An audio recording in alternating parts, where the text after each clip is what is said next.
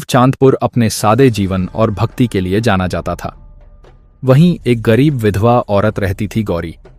उसका एक ही बेटा था, मोहन, जो उसकी दुनिया का एकमात्र सहारा था। पति का देहांत बहुत पहले हो गया था, लेकिन गौरी ने अपने आंसुओं को चुपचाप निगल लिया था।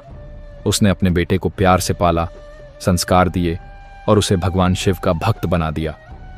मोहन बड़ा मेहनती और सच्चा लड़का था। दिन में खेतों में मजदूरी करता और शाम को मंदिर जाकर दिया जलाता। उसकी यही दिनचर्या थी, मां के लिए मेहनत और भगवान के लिए श्रद्धा। एक दिन अचानक मोहन खेत में काम कर रहा था, तभी आकाश में काले बादल घिर आए। बिजली चमकी और तेज बारिश शुरू हो गई। सब मजदूर घर की ओर भागे, पर मोहन ने देखा कि खेत में एक गाय फंस गई थी। वह उसे बचाने के लिए दौड़ा। जैसे ही उसने गाय को निकाला, बिजली उसके पास गिरी और मोहन जमीन पर गिर पड़ा। गांव वाले भागते हुए पहुंचे, लेकिन जब तक कोई कुछ करता, उसकी सांसें थम चुकी थीं। गौरी के कानों में जैसे किसी ने पहाड़ तोड़ दिया हो। उसने अपने बेटे को छाती से लगाया और फूट फूट कर रो पड़ी। उसकी चीखें पूरे गांव में गूंज उठीं। उसी समय स्वर्गलोक में यमलोक का द्वार खुला। यमराज अपने भैंसे पर सवार होकर आए। उनके साथ चित्रगुप्त थे। उन्होंने अपनी किताब खोली और बोले, प्रभु, मोहन का समय पूरा हो गया था। अब उसकी आत्मा को यमलोक ले जाना होगा। यमराज ने सिर हिलाया, चलो ले चलते हैं उसे। वे धरती पर उतरे। चारों ओर सन्नाटा था। बारिश थम चुकी थी, लेकिन हवा में अभी भी दुख का कंपन था। गौरी अपने बेटे के सिर पर हाथ रखे बैठी थी। आंसू थम नहीं रहे थे। यमराज उसके सामने आए। उनके विशाल रूप से जमीन कांप उठी, पर गौरी डरी नहीं, वह मां थी। वह उठी और बोली, ठहरो यमराज, मेरे बेटे को मत ले जाओ। यमराज ने गहरी आवाज में कहा, स्त्री, उसके जीवन के दिन पूरे हो चुके हैं। यह प्रकृति का नियम है, जिसे कोई नहीं बदल सकता। गौरी ने हाथ जोड़ दिए। नियम अगर पत्थर भी है, तो मां के आंसू उसे पिघला सकते हैं। मैंने इसे बड़ी मुश्किल से पाला है। इसकी हर सांस में मेरी दुआ है।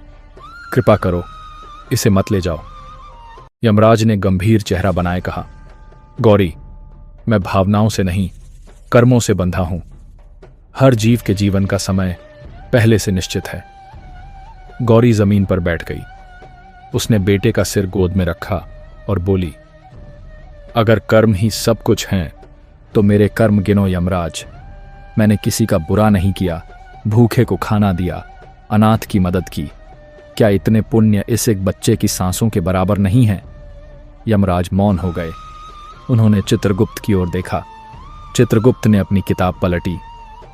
प्रभु, यह सत्य कह रही है। इसके पुण्य बहुत हैं, परंतु नियम के अनुसार इसका पुत्र अब नहीं लौट सकता।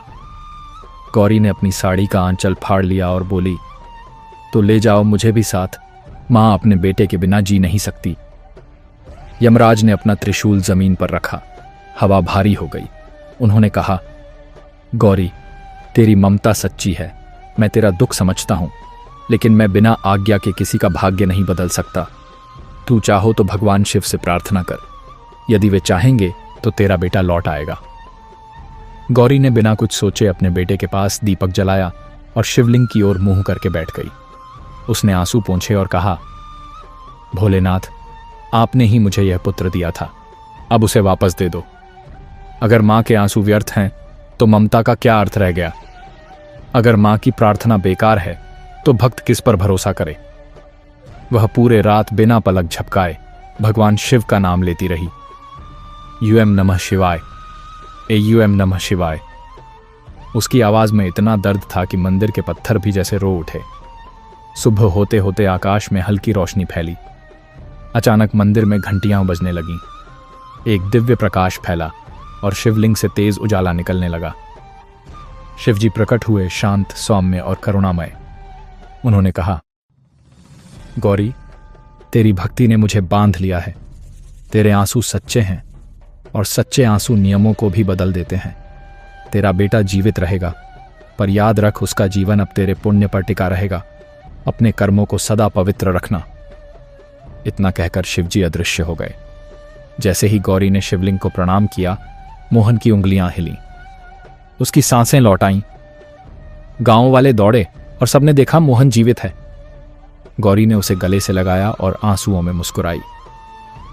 स्वर्गलोक में यमराज ने यह दृश्य देखा और मुस्कुराए। उन्होंने अपने भैंसे को थामा और कहा, आज एक मां ने मृत्यु को भी हरा दिया। मैंने असंख्य आत्माएं ली हैं, पर आज पहली बार किसी के आंसुओं ने मुझे रोक दिया। उन्होंने हाथ जोड़कर गौरी की ओर देखा और प्रणाम किया। मां के आंसू में वह शक्ति होती है जो भगवान को भी झुका सकती है। पाप, पुण्य, भाग्य सब नियमों के आगे झुकते हैं, पर ममता के आगे स्वयं यमराज भी रुक जाते हैं।